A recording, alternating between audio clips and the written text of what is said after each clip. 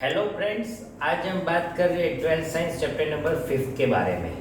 आज के video lecture में हम 2 मार्कर आईएमपी थ्योरम पढ़ाने जा रहे हैं कि bar magnet as equivalent solenoid. That means अगर हम बार मैग्नेट लेते हैं एन एस पोल वाला जो मैग्नेट, वो इक्विवेलेंट सोलेनॉइड जितना ही आता है वो हम डिराइव करना है। उसके लिए सबसे पहले हम ये फिगर लेते हैं कि सपोज ये है bar magnet. That means one side N पोल होगा, second side S पोल होगा। ये ओरिजिन मिड पॉइंट है। That means ये वाली लेंथ पॉजिटिव आएगी, ये वाली लेंथ नेगेटिव। ये ओरिजिन पॉइंट ले लिया। यहाँ पे हम मैग्नेटिक फील्ड फाइंड करना चाहते हैं, ये पॉइंट पे P पॉइंट पे मैग्नेटिक फील्ड फाइंड करना चाहते हैं। That means बार मैग्नेट के आउटसाइड और एक्सिस पे लिखा हुआ है, तो उसके लिए सबसे पहले पूरा हम फाइंड नहीं कर सकते, तो वेरी स्मॉल पार्ट्स लेता हूं मैं इसका, और इतना जो पार्ट्स आता है वो है dx, और ये डिस्टेंस हो गया सपोज h डिस्टेंस। देन ये वाली जो रेडियस है उसको हम a बोलते हैं। दैट मींस जो ये बार मैग्नेट है उसकी ये रेडियस आपको a हो गई। इससे टोटल जिस पॉइंट पे मैग्नेटिक फील्ड फाइंड करना है वो है r। तो इतना डिस्टेंस हम वेरी स्मॉल फाइंड करेंगे, वो क्या आएगा r माइनस एक्स लिख सकता हूं मैं। तो मैग्नेटिक फील्ड क्या मिलेगी, magnetic field on axis. Axis पे हम मैग्नेटिक फील्ड बांट करेंगे, एक्सिस पॉइंट P। तो पॉइंट P पे मैग्नेटिक फील्ड कितनी मिलेगी, स्मॉल है क्योंकि वेरी स्मॉल पार्ट्स लिया है। पहले जो मैं फॉर्मूला लिखता हूँ चैप्टर नंबर 4 के, मोटे मुन्नी mu naught a square upon 2 R square plus a square raise to 3/2, ये वाली जो फॉर्मूला है वही यूज करने वाले हैं। But small n equal to number of turns capital n upon very small n turns per unit length, और turns per unit length that means n upon dx वाला, इतने सो स्मॉल थिकनेस की turns लेने वाले हैं। Then capital N equal to small n into dx आएगा। r distance, r equal to क्या distance हो, ये वाला मींस r माइनस x लिख सकता हूं। देन मैग्नेटिक फील्ड के बारे में मैं बात करूंगा तो क्या मिलेगी, dB equal to mu naught capital N के बदले small n into dx i a square upon 2 r square r minus x square plus a square raise to 3/2 जितनी पावर स्मॉल मैग्नेटिक फील्ड मिलेगी। देन टोटल मैग्नेटिक फील्ड क्या मिलेगी, total magnetic field के बारे में मैं बात करूंगा।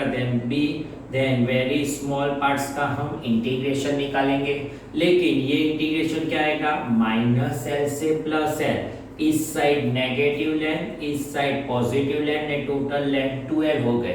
दैट मींस माइनस एल से plus L is equal to जो dB वैल्यू लिखने वाले हैं, then mu naught small n i a square by 2, mu naught small n i a square by 2 common निकल दिया, minus L to L dx upon r minus x square plus a square raise to 3/2।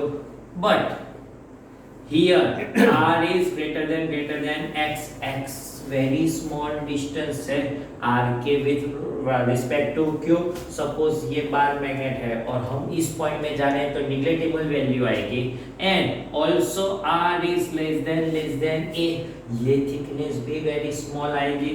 Then ये दोनों को हम neglect कर सकेंगे, then r minus x square plus a square raise to 3/2, ये जीरो, then r square raise to 3/2 power मिलेगी equal to r cube में लिख सकता हूं, और ये r cube outside, then magnetic field become mu naught ni a square upon 2r cube integration dl minus l to plus l।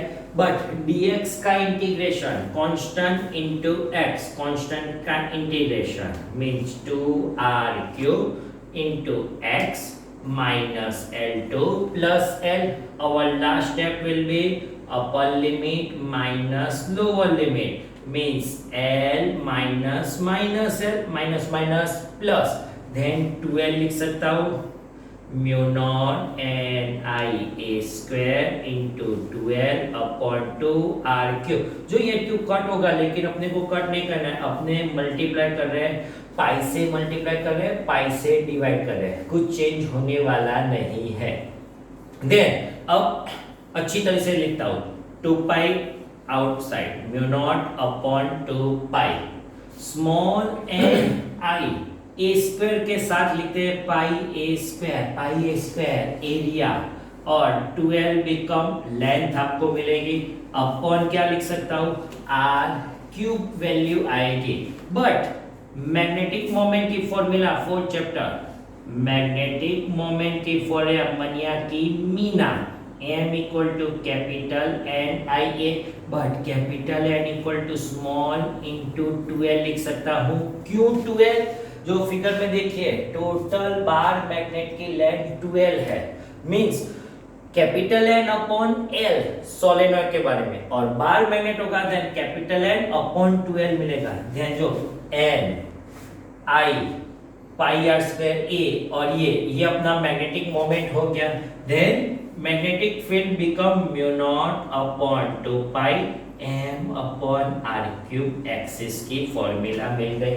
अब इस value को मैं 2 से मल्टीप्लाई 2 से डिवाइड करूंगा, कुछ चेंज होने वाला नहीं है।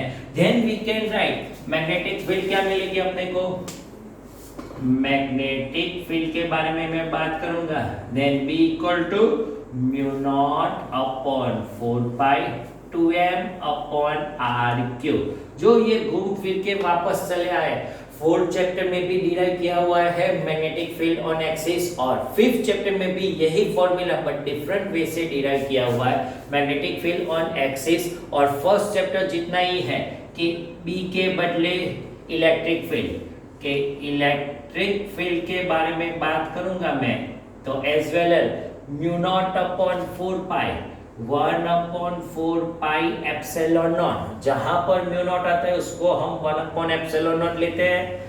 2p p के m के बदले p electric dipole moment upon r cube, z equal to z वाली थ्योरम ही हो गए। तो ये दोनों फॉर्मूला आपको एक्सिस की मिलेगी। देन इक्वेटर की क्या मिल सकती है, as well as equator E of y minus 1 upon 4 pi epsilon naught p upon r cube minus kp upon r cube, और मैग्नीट्यूड लिखूंगा मैं, देन मैग्नीट्यूड के बारे में बात करूंगा, देन plus kp upon r cube। यही फॉर्मूला मैग्नेटिक फील्ड के बारे में हम बात करेंगे। देन मैग्नेटिक फील्ड क्या मिलेगी, by 1 upon epsilon naught mu naught upon 4 pi p electric dipole moment, magnetic dipole moment upon r cube. तो ये वाली फॉर्मूला आपको इक्वेटर की हो गई। देन बार मैग्नेट में सोलेनॉइड होगा तब ऐसे मैग्नेटिक फील्ड चेंज होगी। अब बात करें अपनी सेकंड वाली थ्योरम जो है गॉस थ्योरम।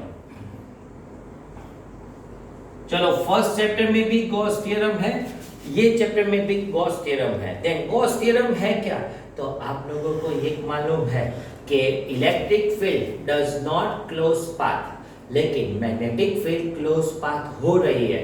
दैट मींस जो पहले इलेक्ट्रिक फील्ड के बारे में लिख रहा हूं, इलेक्ट्रिक फील्ड की formula field for electric field integration E dot ds equal to Q upon epsilon naught, sigma Q लिखा था, ये इलेक्ट्रिक फील्ड फॉर्म।